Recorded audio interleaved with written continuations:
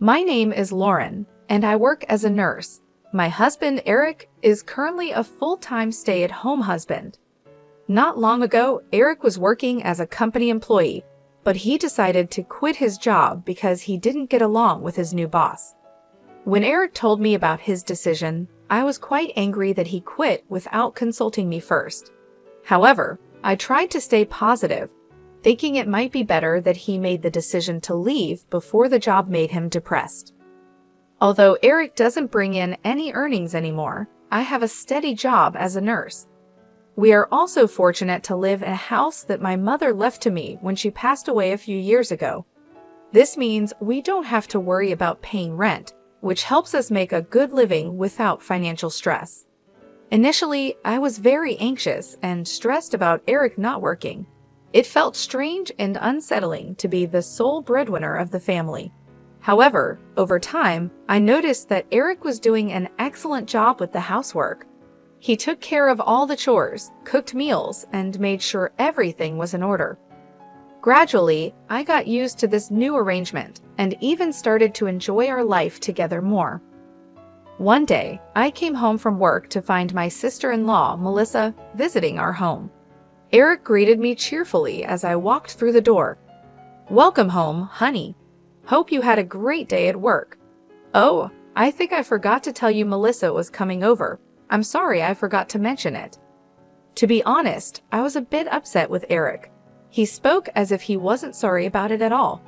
But then, I realized it had been a long time since I had seen Eric so cheerful and relaxed. "I see. It's totally fine. But from next time, could you please let me know in advance?" I replied, trying to stay calm. Eric smiled and agreed. He then turned to Melissa and suggested, "Maybe it's time for you to head home now." But Melissa didn't seem to agree. "Already? I don't want to go home yet. Since this house has enough space and room, I think I want to sleep over tonight," she said. I was taken aback by her response. It was unexpected and put me in a difficult position. I didn't want to be rude, but at the same time, I was hoping for a quiet evening after a long day at work. However, seeing Eric so happy and my sister-in-law being comfortable, I decided to go along with it for now. I smiled and said, "All right, Melissa, you can stay over tonight. But please, next time, let us plan it out a bit better." Melissa beamed with joy, and Eric looked relieved. We spent the evening together, and I tried to make the best of it, even though it wasn't what I had planned. I reminded myself that family is important, and making small sacrifices can lead to stronger bonds and happier moments. I looked at Eric's face, and in a panic, he told her, No, it's too sudden, Melissa. Please go home for today." When Eric said that, Melissa glared at me and went home angrily. "Why did Melissa come over today?" I asked. "It's quite a distance for her to come over." "Actually, Melissa got a divorce recently. She has no place to go, so she went back to my parents' place. But their apartment is small, and they asked her to hurry up and find a job and give them money. She feels very unwelcome, and I feel sorry for her," Eric explained. I listened to my husband and got frustrated because I couldn't understand why he felt so sorry for her. Then Eric said, "I am sorry about today. I have been searching but couldn't get a job, and I wanted someone to listen to me for a change, so I let her in." I was angry at Eric for his selfish behavior but realized he needed this. I said, "Okay, it's true that it's better to have someone than being alone in that kind of situation. But next time, make sure you call me and have her leave before I get back, okay?" I wondered if I was spoiling Eric too much, but I made sure he knew to inform me next time, so I stopped talking about it further that day. 5 days later, Eric texted me while I was at work. "Hey, hope your day is going great at work. Melissa is saying that she wants to come over if that is okay with you. You're working until 8 p.m. today, right? I will make sure to have her leave before 8 p.m. It had only been 5 days since she last came over. Eric said he would make sure Melissa leaves before 8 p.m., but I worried about how long she planned to stay. I said, "Fine, make sure she leaves as soon as possible." I really didn't want Melissa to come over, but seeing Eric so happy about it, I agreed. I wanted Eric to enjoy his time with his sister, so I didn't think much about it. At work, it was such a busy day that I totally forgot Melissa was coming over. When I finally got home, she was still there. "Huh, why are you still here?" I asked, feeling a bit annoyed. Eric noticed my bad mood right away and panicked. "I'm so sorry. I've been asking Melissa for advice and lost track of time. Melissa will leave now." Eric turned to Melissa, and she sighed, saying, Yes, I will go home now." She started packing her things, acting annoyed, and then laughed. Her attitude really bothered me, so I said, "What's up with her? This isn't her house. Doesn't she have any sense?" Eric defended her, "You're saying too much. She came all the way here just to help me." I thought they could have met somewhere else, but I was too tired to argue. "You're right. Sorry I said too much. I'm just too tired today. I need to rest." Eric looked like he wanted to say more, but I was exhausted, so I went to bed without another word. The next day, I had day off and was relaxing at home. Eric came up to me and said, "About yesterday, I'm sorry. I was wrong. I wanted you and Melissa to get along, but it wasn't a good time." Since we hadn't talked much lately, I realized how much he wanted us to get along. "Oh, that's the reason. I've been so busy that I haven't made time for us. I did say too much yesterday. I'm sorry." Eric was happy we talked it out. "Okay, today I'll make your favorite dish, meatball pasta." He started cooking, and then his phone rang. "Who's calling?" I asked. "Oh, it's Melissa. I wonder why," he said. I had a bad feeling about it but told him, maybe it's urgent. Eric checked with me and then picked up the phone. I couldn't hear what Melissa was saying, but the call ended quickly. "How is Melissa?" I asked. "She said she has something to tell me, so she's coming over now," Eric replied.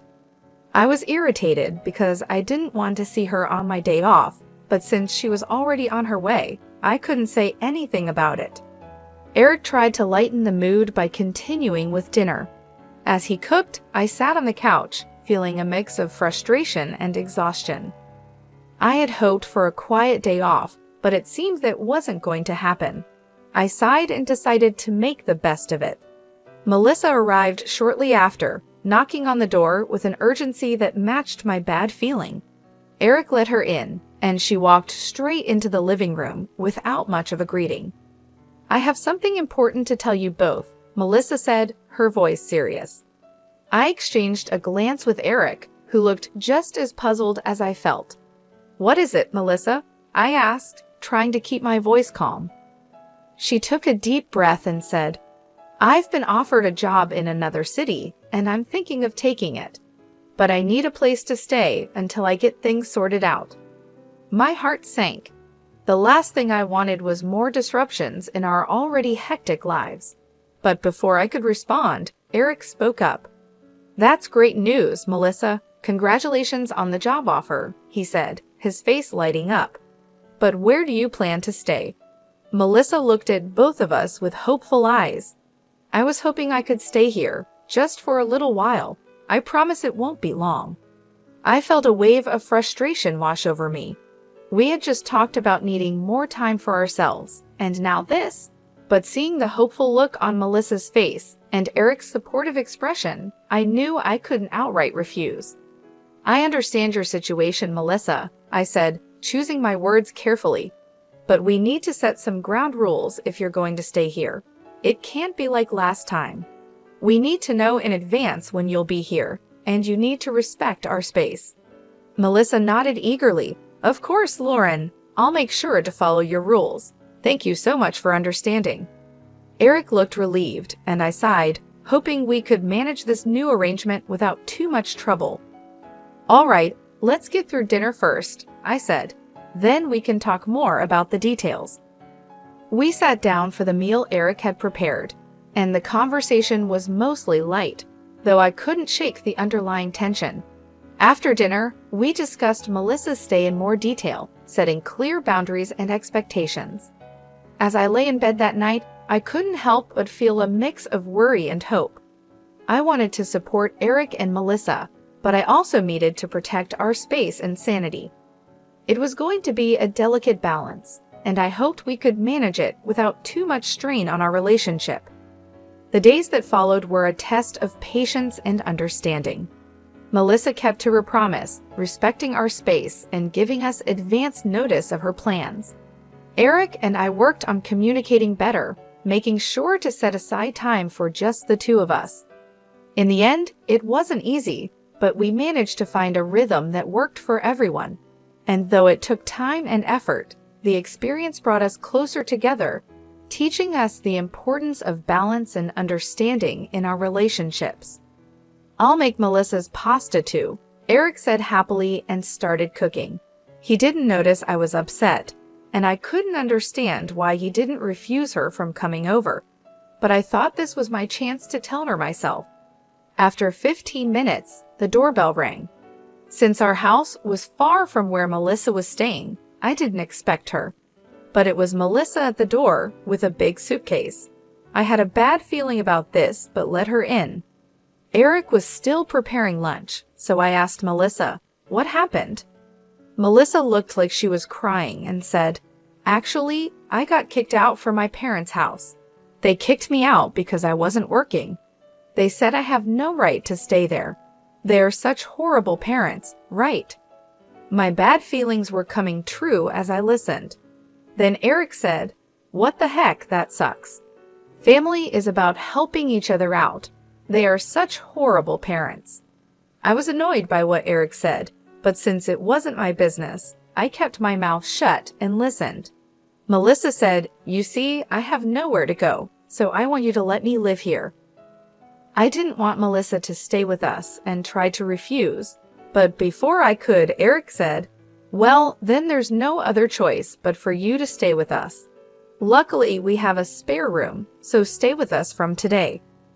I glared at Eric and he said, "What's with that facial expression? Melissa needs help."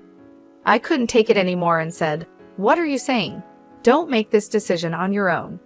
Eric, you're not working, and Melissa, you're not working either, right? I can't support two people on my salary alone." At that moment, something hit me on the head. I didn't know what happened, but then Melissa said, "Eric, don't throw an egg at her." She was laughing hysterically, and when I touched my hair, I felt eggshells. Eric said, "It's your fault, Jessica.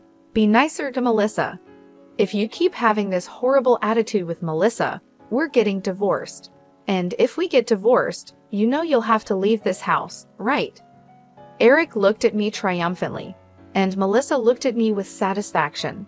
Since I kept quiet, they thought I was convinced by them.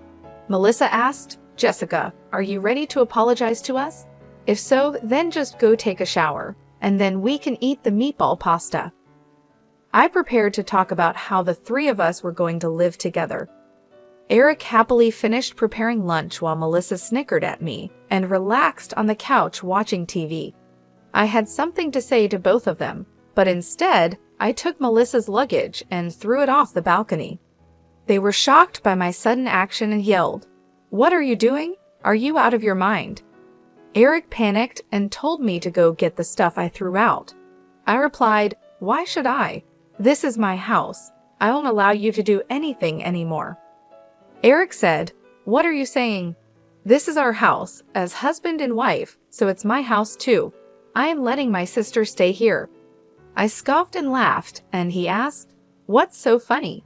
I replied, "Don't you know that I'm the owner of this house? My mother gave it to me, so you have no right to it." Eric and Melissa looked surprised. They said, "For real? Oh no, that's not right. Even if that's the case, since we're still married, it doesn't really matter, you know." They started mumbling, so I said, "This house is mine.